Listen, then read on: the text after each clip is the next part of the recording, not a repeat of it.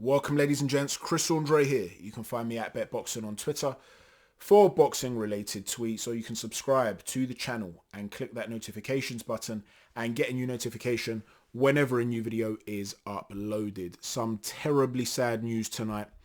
The legend that is Marvellous Marvin Hagler, one of the best middleweights, if not the best middleweight to ever do it, an all-time great, has passed away at the tender age, you have to say, of 66 years old. Just 2 hours before his death was announced, his equally elite level rival, Thomas Hearns, who became a friend of his in later life, announced that he had been in hospital suffering after the effects of a COVID jab, and that he felt that he would pull through, that he would be okay. Unfortunately, less than 2 hours later, he passed away. So it's a terribly sad, tragic, avoidable death for one of the all-time greats. And tributes around the world have come pouring in. Of course, you know, from this very channel, I've had so many messages. Hamad Yusuf spoke about, he was one of my favorite fighters ever, man. I loved him as a person and a warrior. Mick McGann said, my favorite fighter of all time. Rest in peace. Reece Donnelly, the greatest. No one's ever been tougher. That's been echoed by Stephen Pemberton, who said, this is terribly sad. He was such a tough man. Actually, can't think of a tougher one, to be honest. Chris Acker said, it's hit really hard. Rachel Two Lives. Love Rachel, man. What a diamond of a woman. She said that, you know, she felt that he was indestructible and that, you know, she's not usually affected by ex-boxers passing away, but this one has really stunned her. Clearly, this is a man that had a great effect on many people's lives, many hardcore boxing fans. If you're talking about legacy, the things that, you know, the legacy that this man has left behind, he really is one of the greatest to ever do it.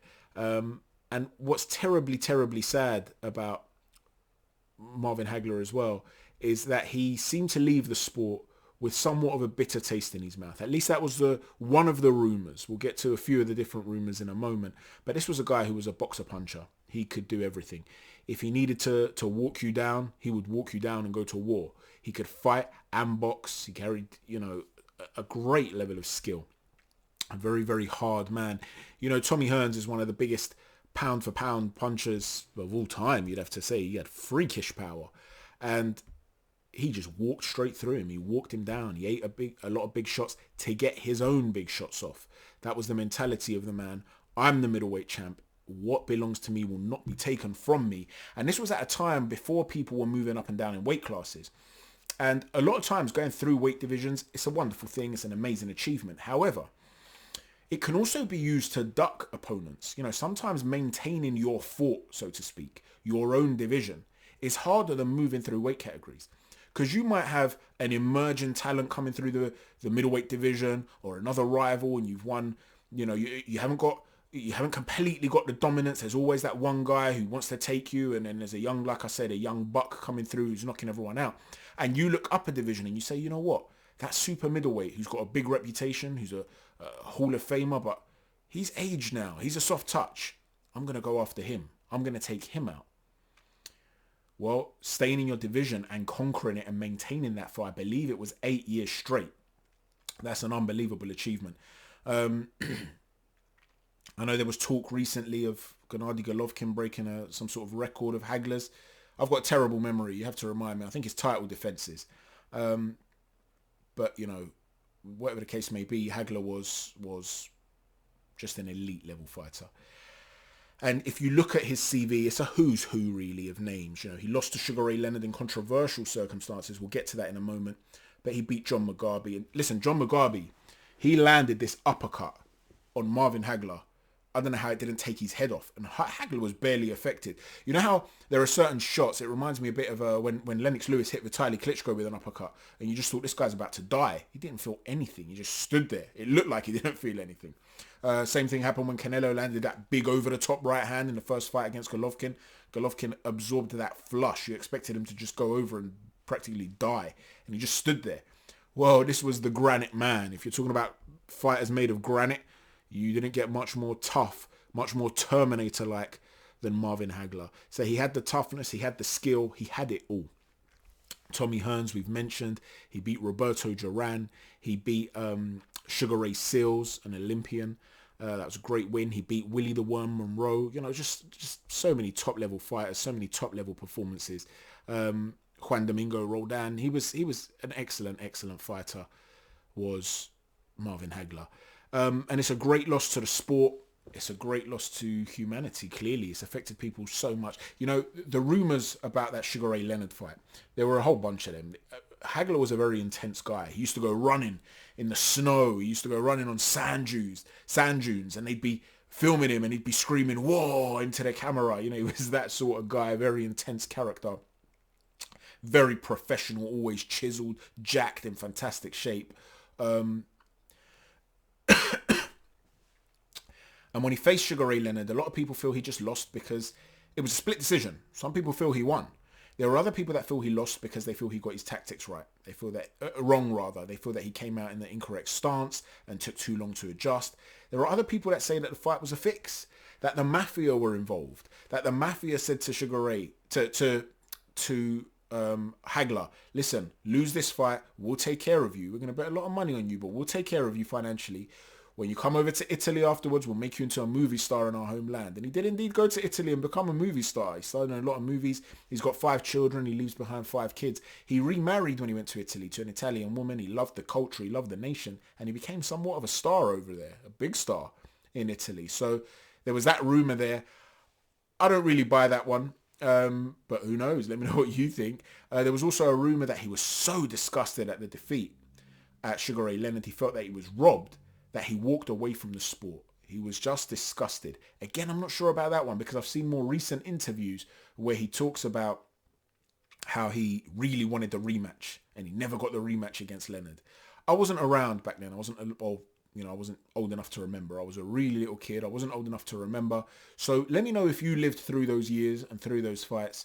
What was your take on it? Did he beat Leonard? Why didn't the rematch occur? What were the rumours at the time? You know, oftentimes when a great hero of fans loses, fans struggle to accept it. We see that with Deontay Wilder now, and they'll always look for excuses, and sometimes excuses are legitimate. You might very well have had a terrible camp. You might have not been in shape or rusty going into the fight. You might have been carrying an injury. You might have been robbed. There may have been some other crazy extenuous circumstances. You know, the mob were involved in boxing. I'm not sure they were, fixing that fight. I'm not saying that by any stretch of the imagination. I'm just saying there have been extenuating circumstances throughout the history of boxing where they do carry true, even though they don't seem to be. So let me know what the rumours were back in those days if you were around watching, and what your memories are of Marvin Hagler. You know, when you talk about a legacy, it's not just about a boxing legacy either. The fact that he affected so many people, maybe it was what he stood for outside the ring. Maybe it was the way he conducted himself. Maybe it's something random and little that you don't even associate with boxing, but you associate with Marvin Hagler. I'll give you an example, a brief personal example. A year ago, I lost a very close member of the family. He was a wonderful man. He left a great legacy behind. He left some wonderful children. He raised them. Just a truly wonderful man. But one unusual piece of legacy that always sticks with me. In Greece, there was this little road. This is completely off topic, by the way. There was this little road, and it goes across a beach, which is a cove. And because it's a cove, there's never a tide. So the sea is like oil. It's just completely flat. It looks like a mirror.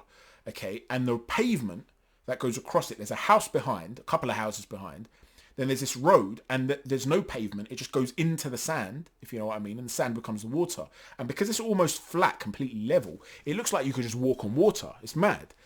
So what this family member did, who was really good friends with one of the guys that owned the house that had an olive grove behind it, he decided to start a little promenade using trees. So he went and planted a bunch of trees every 10 or 15 meters. And that was like 30, 40 years ago. Maybe more. No, I think it was about 30 years ago. And now they're big trees. And when you drive past that road, obviously when I drive past that road, I can't help but think of him. I can't help but think he planted something here. He helped create, well, I mean, God created the life and ensured the life came about, but he put his hand there and helped instigate the start of that. And you see the trees, you see the birds with their nests there. It's a beautiful thing. That's a random piece of, something that he did that reminds me of him, that left behind his legacy. I've heard a lot of people talk about some random things that athletes have done or said, or places they've seen them, and how it really affected their lives. I was talking to a man recently who was going through a really tough time in his life during World War II. And he, was it during World War II or after? I think it was just after World War II. Anyway, it was back in the day, shall we say. And he found his hero was Jack Dempsey. And he says that he met Dempsey in a bar with a fellow Navy soldier, a fellow Navyman, are they called Navyman? A fellow Navyman. And they took a photo with the great Jack Dempsey. And this guy must be, I mean, he's very old now. And he was telling me that he still has that photo on his wall. He still has it framed on his wall, the time he met Jack Dempsey. Now, he says that he was such a big boxing fan, there were times in his life where he was going through difficult times. And he would look back at that, have a little smile, and it helped carry him through in a way. That great, oh man, I met Jack Dempsey. And he might put on a fight, an old fight of Jack Dempsey's. Now, the point I'm making is that oftentimes you put these athletes in your life, in your living room on a daily basis. They might not know you exist, but you might have been going through dark times and you were looking forward to one of their fights and it helped carry you through. Or maybe it was the way the man conducted himself and he was your prototype. He was the guy you wanted to be like. Maybe you dressed like him, you acted like him. The amount of people I know now that use the word dosser, I hear it all the time, dosser, in regular conversation because they hear Tyson Fury say it. Clearly, they love Fury. So the point is, let me know what this guy meant to you, if indeed he did mean something great to you. Why is it that he's affected so many people on so many levels? Rest in peace. God rest his soul. God bless him. Thanks for watching, everybody. Chat to you soon. Take care. God bless.